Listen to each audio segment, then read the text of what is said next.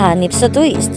Paolo biglang nawala kay Kim pero naiyak si Kim sa naiwang sula. Ang sweet. Nagulat ang lahat sa It's Showtime studio at piti na rin ang buong sambayanan. Biglang nawala si Paolo Avellino sa tabi ni Kim Chiu. Pero bago pa man magpanik ang fans, isang sulat ang naiwan at nang basahin ito ni Kim on air, hindi niya napigilang maluha. Isang moment na puno ng kilig at emosyon at mas lalong nagpainit sa espekulasyon ng real life romance sa pagitan ng dalawa. Noong nakaraang episode ng It's Showtime, pansamantalang co-host si Paolo Avellino. As usual, puno ng kilig ang mga palitan nila ni Kim sa camera. Ngunit, sa isang segment break napansin ng mga manonood, hindi na bumalik pa si Paolo. Ang mga host pati ang audience ay nagbibiruan pa na baka nahiya o nag-walkout na. Pero ilang sandali lang may staff na nag-abot ng isang puting envelope. Kay Kim, may iniwan si Paolo para sa iyo. Bulong ng staff ang naiwang sulat, pagbubunyag ng damdamin. Pinuksan ni Kim ang sulat on air. Akala na lahat ay script lang o simpleng mensahe.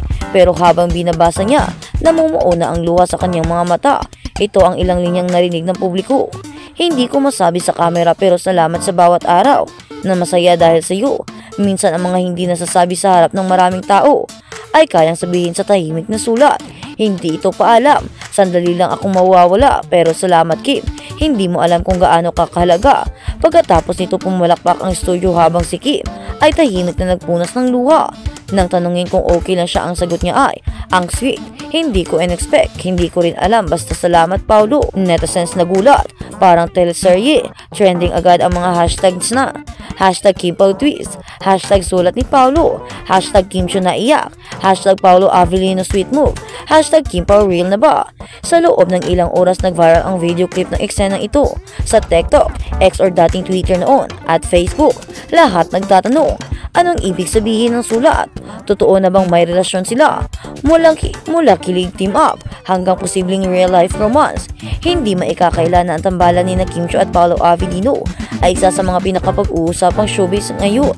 Simula sa teleseryeng din lang hanggang sa Showtime. Hindi pa man sila umaamin sa publiko. Ilang beses nang nahuli ang mga sweet moments nila off-cam, mula sa tingin ng tawanan hanggang sa subtle touches. Kung hindi man sila sobrang galing nilang magpanggap. Ani ng isang fan sa Twitter, Kim Chiu OP na nga ba sa pagmamahal muli? Matatanda ang naghiwalay sina Kim at si Yan Lim noong 2023 matapos ang halos 10 taong relasyon. Tahimik si Kim tungkol sa dahilan, ngunit tila mas masaya at mas malaya na siya ngayon. Sa ngayon, kung gusto ko lang ng mga taong nagpapasaya at nagpapagaan ng loob ko, kaya naman nang dumating si Paolo, maraming naniniwala.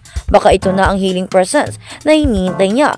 May ilang nagsasabi na baka bahagi lang ito ng isang segment o paandar ng produksyon. Ngunit ayon sa isang insider, wala ito sa script, wala rin sa cue cards. Genuine move ito ni Paolo. Bakit nga ba biglang umalis si Paolo? Ayon sa manager ni Paolo, may tiping commitment ito sa isang upcoming action drama series.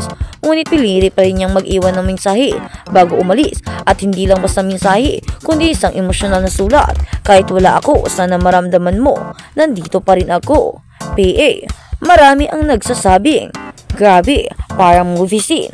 Ang totoo nga, mas cinematic pa ito kaysa sa isang teleserye. Ang simpleng sulat ay naging simbolo ng damdaming hindi pa handang ilantad sa kamera. Ngunit hindi na rin kayang itago sa dami ng iniwang taong iisa lang ang malinaw. May official na koneksyon kina Kim at Paolo at hindi ito scripted o pagpo-promo lang sa mundo ng showbiz kung saan lahat ay planado. Ang ganitong natural at hindi inaasahang mga sandali ay lalong tinangkilik ng publiko. Abangan, magbabalik ba si Paolo sa It's Showtime? Magkakaroon ba ng joint statement sina Kim at Paolo? O tuluyan ng magbabago ang ihip ng hangin sa showbiz love team landscape? Kaya naman ang tanong ng karamihan, bakit pa kailangan sumulat ni Paolo kung pwede namang e-text, di ba? Kaya naman marami ngayon ang kinilig, marami ang nagtataka. Siguro nga ay seryosohan na ang ginagawa ni Kim at Paolo. Marami rin kasi ang nagtataka kasi bakit naman kailangan pang sumulat ni Paolo, di ba? Kung pwede naman siyang mag-text, tumawag or kung ano pa. Kaya naman, mas lalong lumakas ang haka-haka at spekulasyon na meron ng something sa kanila at baka nga in the process of panliligaw na si Paolo or baka nga sinagot na ito ni Kim Chiu. Kaya naman ngayon, marami ang nagtataka at marami ang sumaya kasi nga di ba daw, sobrang sweet daw ni Paolo Avellino.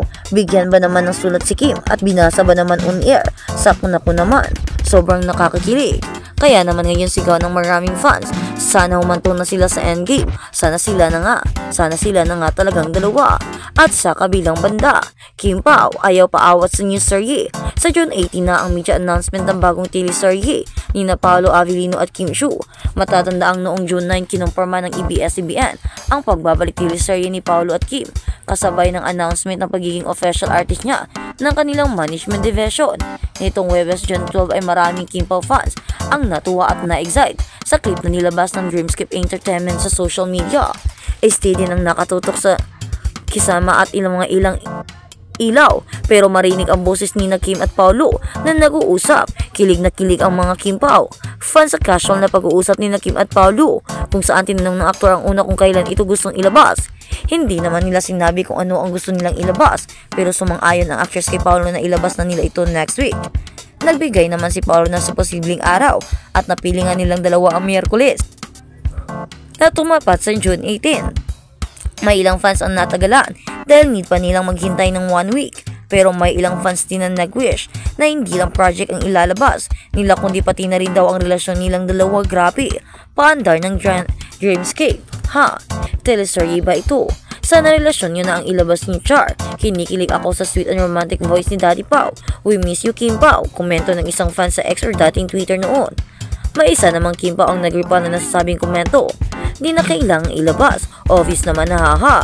At sa kabilang balita, Kim Chiu tinabla ng mga Kim Pao funny dahil kay BTSV. Napatili si Kim Chiu sa hindi inaasang pagsulpot sa social media ng isa sa mga hinahangaan niyang K-pop star. Kasunod ang pagtili ng ni Kim sa paghataw ni VO Kim Taeyong sa collab dance kasama ang isa pang K-pop dancer na si Lee Jung Lee. Inula ng iba't ibang biro si Kim mula sa mga funny nito. Isa nga ang pinipili ni Kim kahit prinsesa pa ito sa kanilang paningin. Kim Chiu haha, kahit si Chinita Princess kay mahaba papayila sa likod girl.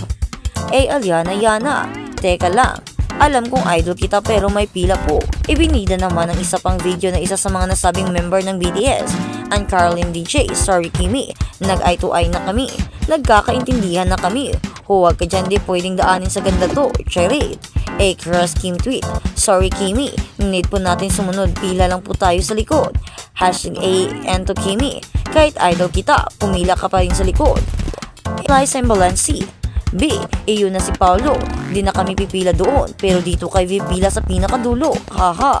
Tawang-tawa at cute na cute ang mga netizens sa reaksyon ni Kim dahil parang hindi ito isang malaking artista ng Pinas kung makareact at kiligin.